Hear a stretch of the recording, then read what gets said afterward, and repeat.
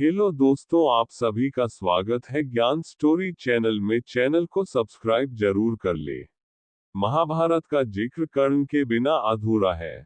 कर्ण महाभारत के शक्तिशाली और प्रभावशाली पात्रों में से एक है। कर्ण पांचाल की राजकुमारी द्रौपदी से विवाह करना चाहते थे, लेकिन कर्ण से द्रौपदी का विवाह नहीं हो सका। कर्ण का विवाह किस कन्या से हुआ, आइए जानते हैं। महाभारत में कर्ण इतने शक्तिशाली पात्र नजर आते हैं कि कर्ण के बिना महाभारत की कथा अधूरी मालूम पड़ती है।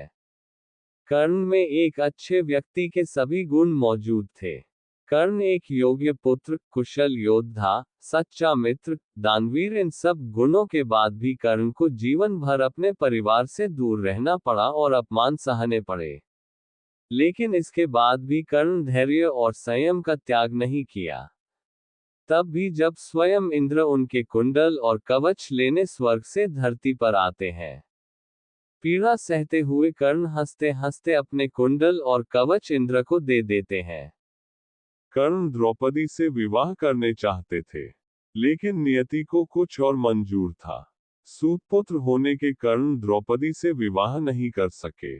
द्रौपदी से विवाह न हो पाने का दुख उन्हें भारी पड़ने लगा।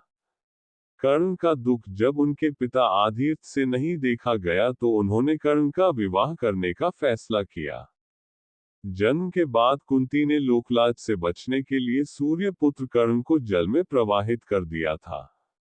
एक सूत परिवार ने कर्ण का लालन पालन किया। बाद में इसीलिए कर्ण सूत पुत्र कहलाए। आदित्य कर्ण के दत्तक पिता थे, जो रथ निर्माण में निपुण थे। कर्ण के पिता ने विवाह के लिए एक योग्य कन्या की तलाश आरंभ की। उनकी तलाश दुर्योधन के विश्वास पात्र सारथी सत्यसेन की बहन रुशाली पर आकर समाप्त हुई। उन्होंने रुशाली से कर्ण का विवाह तय कर दिया। रुशाली बेहद चरित्रवान कन्या थी। जब कर्ण के पिता ने रुशाली से विवाह करने का प्रस्ताव रखा तो कर्ण ने तुरंत ही पिता की आज्ञा को स्वीकार कर लिया। कर्ण एक योग्य पुत्र भी थे। रुशाली और कर्ण का विवाह बहुत धूमधाम से संपन्न हुआ। कहा जाता है कि कर्ण ने 2 विवाह किए था। कर्ण ने दूसरा विवाह राजा चित्रवत की बेटी असावरी और उसकी दासी द्युम्नसेन की सूत कन्या पद्मावती सुप्रिया से हुआ था।